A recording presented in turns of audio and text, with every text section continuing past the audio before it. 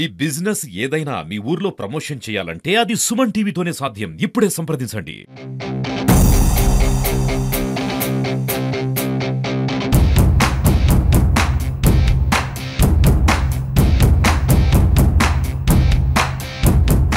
So ప్రస్తుతం మనతో పాటు మంత్రి నారాయణ ఉన్నారు, ఆయనతో మాట్లాడతాం. సార్ నమస్తే. మహానాడు ఎలా ఉంది? సక్సెస్ అయింది అనుకోవచ్చు? చాలా సక్సెస్ఫుల్ అండి. ఊహించిన దానికంటే ఎన్నో రెట్లు. ఎందుకంటే ఎంతో కార్యకర్తలు ఎంతో ఉద్దేశంగా మేము ఊహించిన దానికంటే ఎంతో ఎక్కువ మంది వచ్చారు యాక్చువల్గాను. వాళ్ళ ఆనందానికి హద్దులు. దానికి కారణం ఏంటంటే గత 5 సంవత్సరాల్లో వాళ్ళు చూసిన అరాచక పాలన, ఈ 1 సంవత్సరంలో ప్రభుత్వం చేసిన అనేక సంస్కరణలు, సంక్షేమ పథకాలు, డెవలప్మెంట్స్.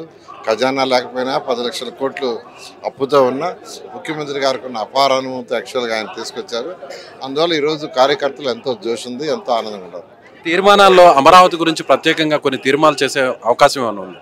తీర్మానాలు యాక్చువల్గా కొన్ని ప్లాన్ చేశారండి. అవన్నీ కూడా ఇవాళ రేపు చేయడం జరుగుతుంది. సో ప్రపంచ స్థాయి రాజధానిగా అమరావతిని నిర్మించబోతున్నారు. అందులో ప్రధాన బాధ్యతను మీరు పోషిస్తున్నారు. ఇప్పటికే అనేక ప్రాంతాలు తిరిగారు.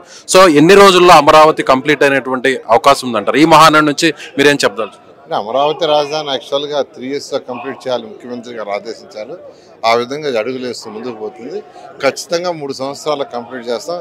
ఆ రోజు రైతులకు ఏదైతే మాట ఇచ్చామో మాట తప్పకుండా ముందుకు పోవడం జరుగుతుంది. సో రైతులకు లేనటువంటి నొప్పి కొంతమంది వైసీపీ నేతలకు ఉందని టీడీపీ నేరుగా చెప్తుంది. వాళ్ళు భూములు ఇస్తున్నా కూడా ఎందుకు పదే విమర్శిస్తున్నారని. ఇంకా వాళ్ళ ఆలోచనలో మార్పు రాలేదంటారా?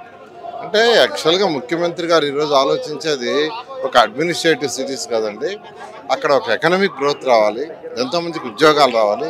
హైదరాబాద్ ఏ విధంగా డెవలప్ అయిందో, ఆ బెంగళూరు ఏ విధంగా డెవలప్ అయిందో, బాంబే ఎలా డెవలప్ అయిందో, మన రాష్ట్రానికి ఒక రాజధాని డెవలప్ అయ్యి అక్కడి నుంచి ఆర్థికంగా ఈ రాష్ట్రం బాగా డెవలప్ కావడానికి అనేక సంస్కరణలు జరుగుతాయి. ఈరోజు హైదరాబాద్ తీసుకుంటే తెలంగాణ మొత్తానికి 75% ఆదాయం నుంచి వస్తుంది. అది అన్ని జిల్లాలకు పంచుతున్నారు. అదేవిధంగా చేయటం ముఖ్య ఉద్దేశం. సో ఇప్పుడు ఇక లోకేష్ గారు 2.0గా మారబోతున్నారు. పార్టీకి సంబంధించిన వర్కింగ్ ప్రెసిడెంట్ కాబోతున్నారు అనేటువంటి చర్చ నడుస్తుంది. సో మీరేమంటారు? Let us wait. Thank you sir, thank you. So ఇది మంత్రి నారాయణ గారు చెప్తున్నాడుగా, ఖచ్చితంగా అమరావతి రాజధాని నిర్మాణాన్ని సాధ్యమైన త్వరలో పూర్తి చేస్తాం.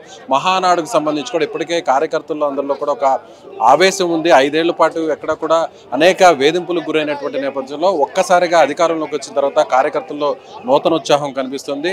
పెద్ద సంఖ్యలో, భారీ సంఖ్యలో మహానాడుకు చేరుకుంటారు. ఒక రకంగా మహానాడు పూర్తి స్థాయిలో సక్సెస్ అయిందని మంత్రి నారాయణ చెప్తున్నారు. కెమెరామెన్ మహేష్, విజయ్, సుమన్ టీవీ, కడప నుంచి.